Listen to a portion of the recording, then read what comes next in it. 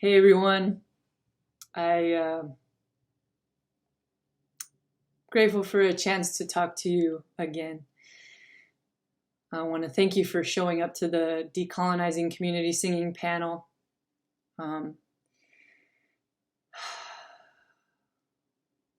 At that time, I was just having a lot of painful awakenings, and so my share was really raw, and I have continued to be fairly raw and working through a lot of emotions since. But part of why I wanted to make this video was because I wanted a chance to be more clear about my specific experience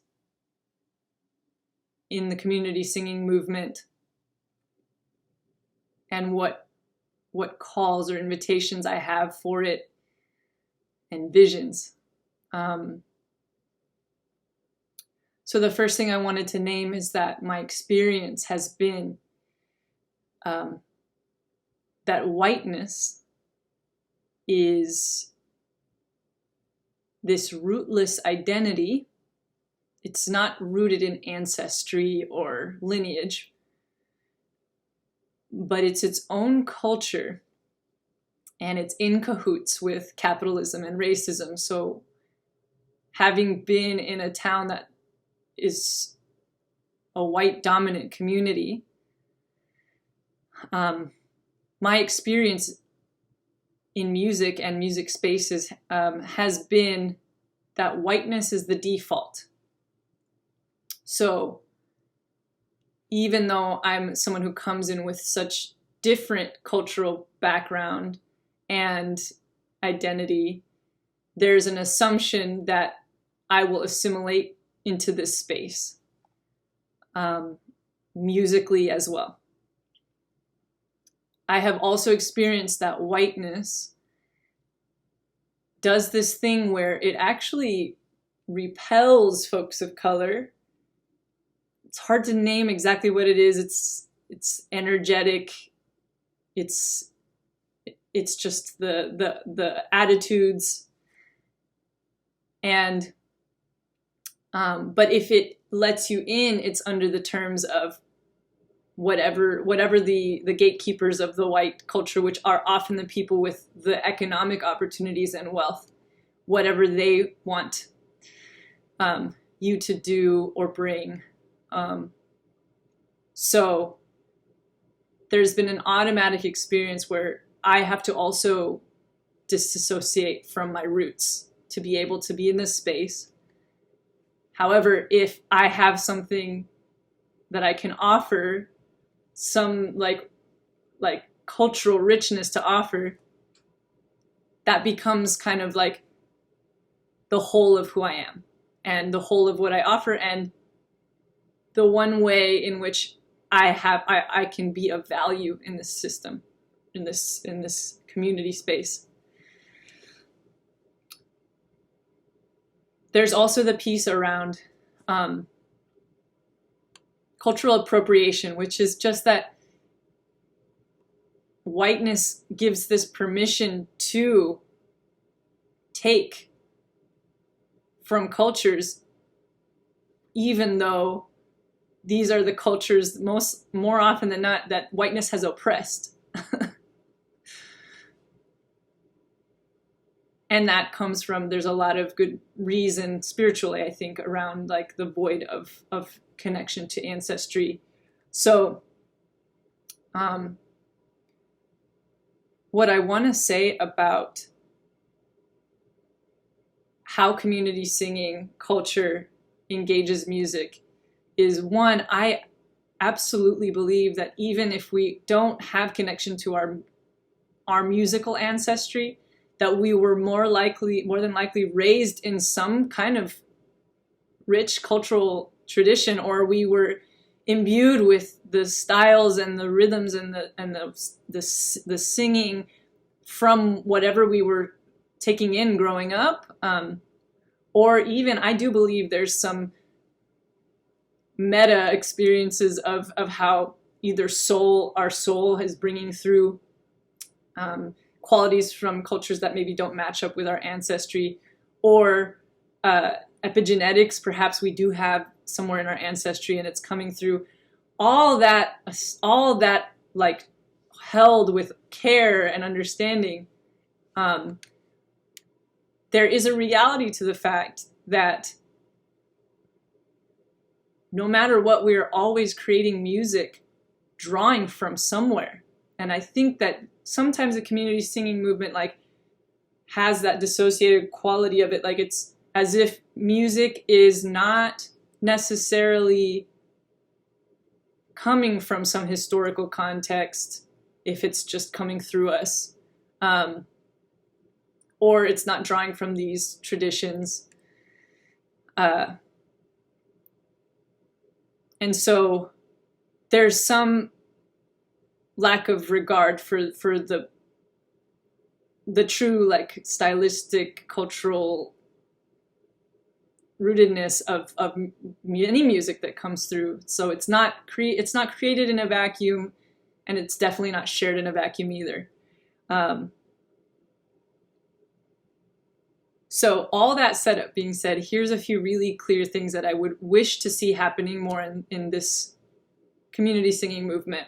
One is that anyone in it, including the leaders, are doing work to understand their own ancestry, their identities that are not whiteness, that are rooted in their lineage, but also their cultural identities, like knowing oneself, what has influenced us culturally, musically as well, and really getting clear about our positionality inside this racialized system and our historical relationship to possibly the people whose culture we're drawing from, or that speaks to us, or that we want to share. Deepening that awareness all around, I believe would already do a lot of help against the agenda of whiteness. It would be also really beautiful to see spaces set up and promotion and anything around song gathering be catered to the most marginalized human. And what I mean by that is that if the most marginalized human feels safe and seen and welcome into these spaces, then we are bringing in reality into these song spaces, so real relating and real healing can happen. What happens in whiteness is that when that like exclusion is happening through language or even energetically, whiteness is protecting some version of reality where everything's okay and we're all equal. If that most marginalized person is in that space, we have more perspective on actual reality, and we can really care for it, and we can really start to tend to those realities instead of protecting a reality that we wish was true. A third thing that I would love to see happening in this community is people becoming more educated on the nuances of music, so a cultural competency of music. And this is not everyone has to go get highly trained as a musician or has to get a degree in ethnomusicology. It happens to be that am trained as a musician and have a degree in ethnomusicology, and because of that, I am hyper aware of the musical sensibilities that come through in the songs in this community. And it's not that just I have this like highly educated lens. It's that those nuances are what we recognize as cultural beings. So those I can recognize a song that feels culturally at home to me. And so if more people in this movement became versed in how these singing styles, where they come from, and the rhythms where they come from, and and where the instruments come from, then we can tell the stories more accurately, and we can be mindful of possible harmful impact if we're bringing something through with a quality that is in relation to us positionally is an oppressed group of people. So I do think that even though we'd like to make this a culture that's like anyone can do it and blah blah blah, and that's actually, we want to keep that, like anyone can belong, anyone can sing, we want to keep that, but we also want to be mindful that we're not like, in doing that we're saying, and we can forget about all the cultural nuance that is actually really a big part of how people identify and connect to music, and how their stories are held and their histories are held in those musics. One of the, where am I on? 3, 4? I don't remember. Fourth thing I'd love to see is just more BIPOC leadership in this movement. It's really tended to be white-led because it's been a mostly like white revival of community singing. Not that European ancestry doesn't have rich traditions of singing that are part of like this reclaiming, but folks of color also have really rich traditions and have like really really rich ways to bring song into community spheres that would, I for one would really enjoy being able to take part more in songs led by BIPOC folks. It also would be really beautiful to see how BIPOC folks hold these spaces and see how that could potentially inform the bigger culture. And one of the things that we would probably need in a lot of cases is funding or resources, and that may need support from white folks who have wealth. But the key piece would be making sure that it's not tied to white profit or a white agenda. And so some closing thoughts. Thank you so much for listening to all this. And I hope that it's not anything it's all my perspective. It's all my evolution of thought. May it spark conversation, not be set in stone as some kind of truth or rigid guideline.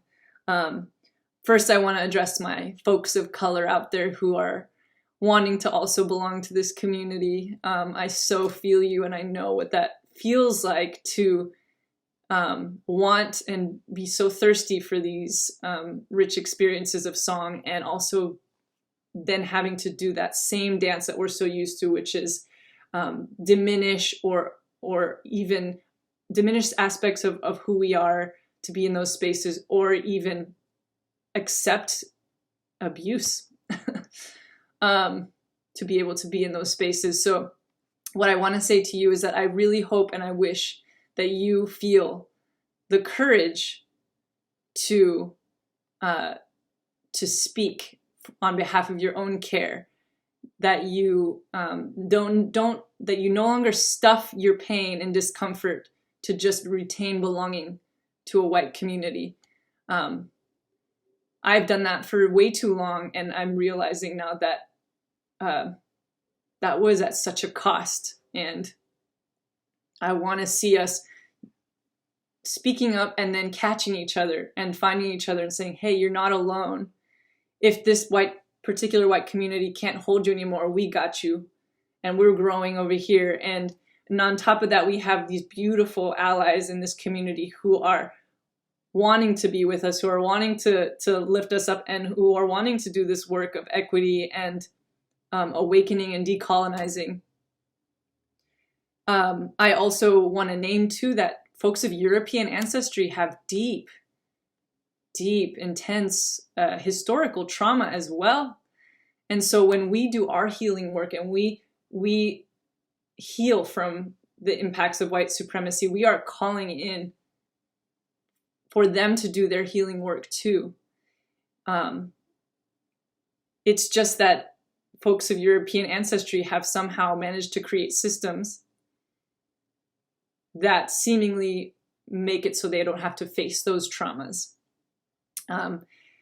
Which leads me to one of my last thoughts here is that I was out in nature and on a long hike and just grappling with all this and reaching for a dear ancestor, Sobonfu Some, who is from the Dagara tribe in West Africa. She's now on the other side, but she brought grief ritual to the West from her lineage.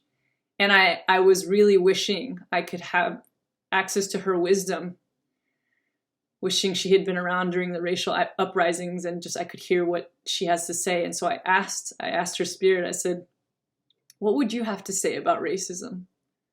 What would you want us to know? And what she said was, you all need to grieve. You all need to grieve. That's what I heard, at least. And I believe it. I believe that's her voice saying we all need to grieve, because when we do our work in facing reality as it is, grieve what we need to, including the grief of our own ancestry, or disconnect with from our own ancestry, then we are able to reconstruct ourselves through a really beautifully rooted identity, not a racialized identity. And in that way, a rooted identity in who we are, where we come from, what lived experiences we had, how our experience is informed by all these historical dynamics and power and privilege and oppression, then we can really relate to each other like in such a rich human way, where we bring our soulful gifts all to the table equally. And so I envision the community song movement moving from not bypassing, but through racialized ways of relating to ancestral ways of relating, the opportunity to bring us all together, but through the truth of who we are and where we've come from, and holding each other equally in that container with care and with full total regard to the harm that we are bringing from the system at large into these spaces, not negating those or in not tending to those, but holding those as well. And so this is a vision that I hold and that I wish for, and I think it will start to happen. And I want to thank you so much for taking the time to listen to me talk this long, and let it move you however it's meant to. So love and blessings to you all. Thanks.